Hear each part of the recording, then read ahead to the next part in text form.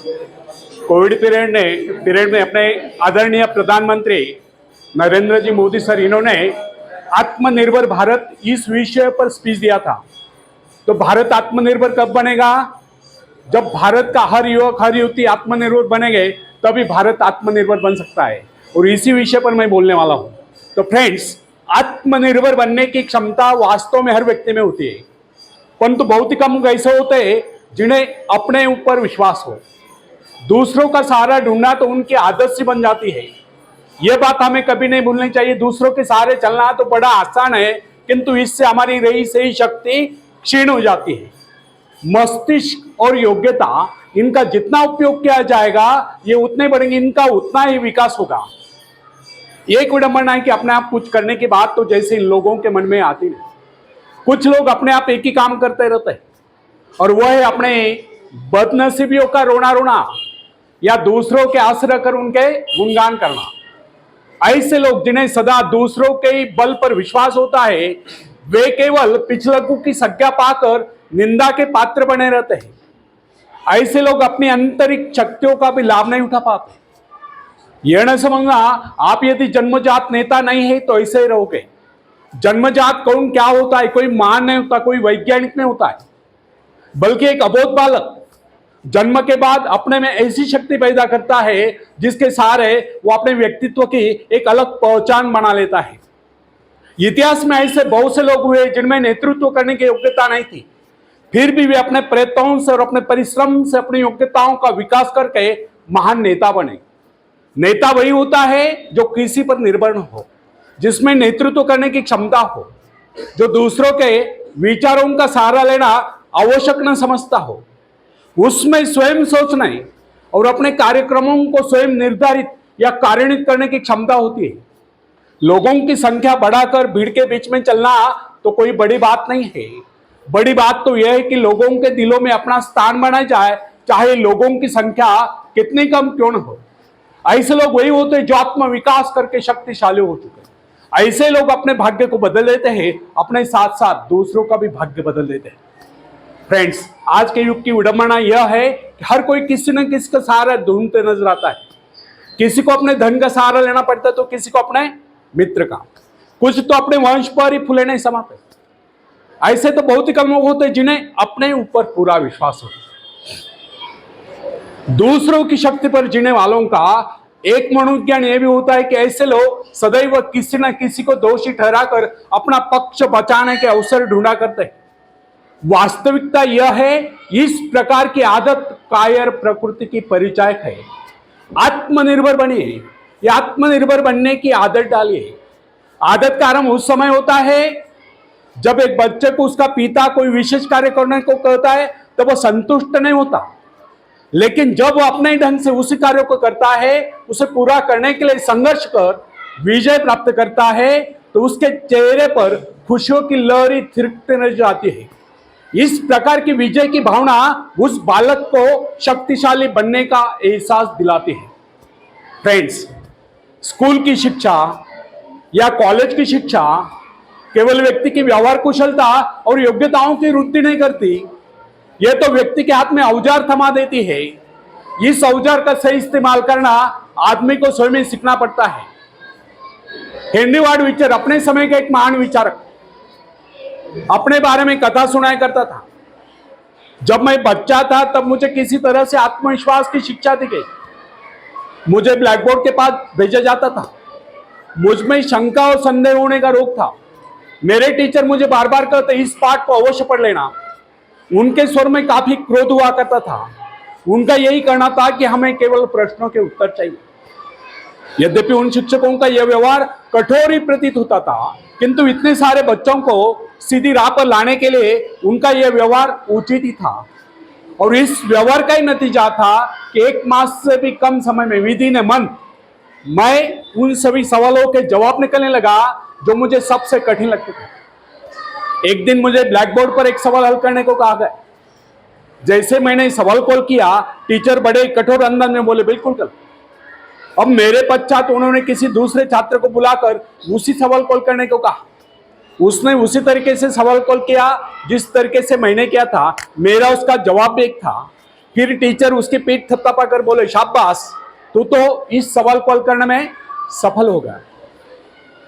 अब मुझसे आना गया, मैंने तुरंत ही खड़े होकर पूछा, सर यदि इसका और मेरा जवाब एक है, सुलझाने का तरीका एक है, फिर आपने मुझे डांट कर गलत क्यों कहा था? तब टीचर बोले यह बात तूने पहले क्यों नहीं कही जब मैंने तुझे गलत कहा था? फ्रेंड्स, केवल पाठ को याद करने से कोई मतलब नहीं, हमारे भीतर यह दृढ़ विश्वास होना चाहिए कि जो कुछ हमने याद किया उसे कोई काट नहीं सकता। इसे ही आत्मविश्वास कहते हैं। और जिनमें ये आत्मविश्वास होता है वही तर्क दे सकता है, वही बस यानी कि चर्चा कर सकता है।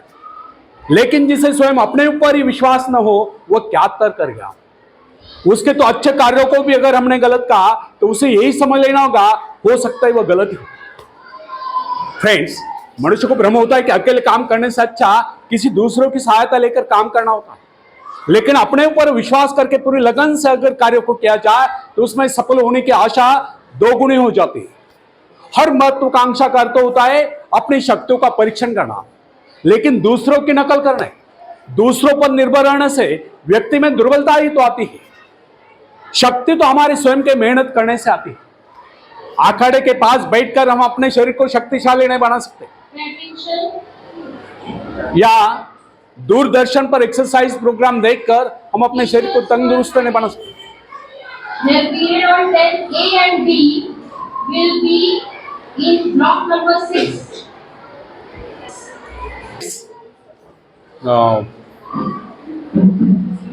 Seventh A and B class be quiet. बैठकर कोई शक्तिशाली नहीं बना सकते, या दूरदर्शन पर एक्सरसाइज प्रोग्राम देखकर हम अपने शरीर को तंदुरुस्त नहीं बना सकते। इसके लिए हमें स्वयं ही व्यायाम करना होगा, स्वयं एक्सरसाइज करनी होगी। फ्रेंड्स, जिन बच्चों को यह पता हो जाता है कि वे अपने माँ बाप यदि आप जीवन में सफलता चाहते हैं तो इसके लिए आपको स्वयं ही प्रयास करना होगा, स्वयं ही उस रास्ते पर चलना होगा जो आपको उन्नति को ले जाता है। और वो रास्ता है आत्मविश्वास का। अपनी शक्ति को पहचान कर ही आप सफलता प्राप्त कर सकते हैं, या अपनी योग्यताओं को बढ़ाकर ही आप सफलता प्राप्त कर सकते हैं। मगर यदि आप ये सोचते होगे कि संसार में कोई दूसरा व्यक्ति काम करे और सफलता हमें प्राप्त हो, तो ऐसे कैसे हो सकता है? जो लोग बच्चों को इस प्रकार जीवन क्षेत्र में उतरना चाहते हैं कि वे बिना किसी संघर्ष के, बिना कोई कष्ट उठाए आगे बढ़े, तो वे उनकी राह में कांटे बिछाते हैं। संतान को ऐसा बनाना कि वह किसी भी प्रकार के संघर्ष का सामना करने में अयोग्य हो, तो इसका सीधा अर्थ यह हुआ कि वे लोग अपनी संतान का भविष्य शुरू से बिगाड़ रहे हैं। संतान को सुख और ऐश के झूले में झुलाने वाले माँ बाप संतान के सबसे बड़े दुश्मन होते हैं। दूसरों की तो छोड़ो, वे उसे स्वयं को पहुंचाने की जहमत या स्वयं को पहुंचाने के कष्ट भी उठाने नहीं देते। बच्चों को भी समझना चाहिए, स्वर्ग जाने के इच्छुक को स्वयं ही मरना पड़ता है। स्वर्ग वही जाएगा जो मरेगा, दूसरा कोई नहीं जा सकता। इसी प्रकार जीवन का सच्चा आनंद वही पाएगा जो अपनी आत्मा की शक्ति को पहुंचाने। फ्रेंड्स, यदि आप किसी कार्य में कामयाबी चाहते हो, सफलता चाहते हो, तो उसके पीछे अपनी पूरी शक्ति लगा देना। नवयुवकों का या नवयुवतियों का स्वभाव होता है सुनना, सीखना, अनुसरण करना। लेकिन अगर उनके अभिभावकों द्वारा या माँ बाप के द्वारा बचपन से सारे इशाराम देकर उन्हें जीवन संघर्ष के लिए हतोत्साहित किया गया हो, निराश किया गया हो, तो इसका परिणाम यह होता है कि वे अकेले चलना भूल जाते हैं। उनकी हालत बैसा के ऊपर चलने वाली हो जाती, फिर तमाम उम्र वे बिना किसी सहारे के चल नहीं पाते। इसलिए फ्रेंड्स, यदि जीवन में कुछ करना चाहते हो, कुछ बनना चाहते हो, तो अपनी सहायता स्वयं करें। किसी की सिफारिश या प्रभाव से आगे बढ़ने के प्रयत्न आपके भविष्य को नष्ट कर देंगे। स्वयं को इस योग्य बनाओ कि आपको किसी दूसरों से सहायता की आवश्यकता ही ना हो। अपने भीतर अथाह साहस और विश्वास जगाइए। आनंद तो उसी उन्नति में आता है जो स्वयं के द्वारा प्राप्त हो। दूसरों के भरोसे उनकी सहायता से आगे बढ़कर अपने को अपंग बनाने का क्या उपाय हो सकता है? इससे तो मनुष्य की अपनी सारी शक्तियां दम तोड़ देती है, अपनी बुद्धि कुंद हो जाती है। जो दूसरों की सहायता का मोहताज बना रहता है, जो अपना हाथ तक नहीं ला सकता, वो क्या कर सकता है? वो जीवन भर दूसरों का मोहताज बना रहेगा। ना उनमें आत्मविश्वास आता है, ना वे स्वयं के भरोसे आगे बढ़ पाते हैं। उनका तो भविष्य ही अंधकारमय होता है। थोड़ा पानी।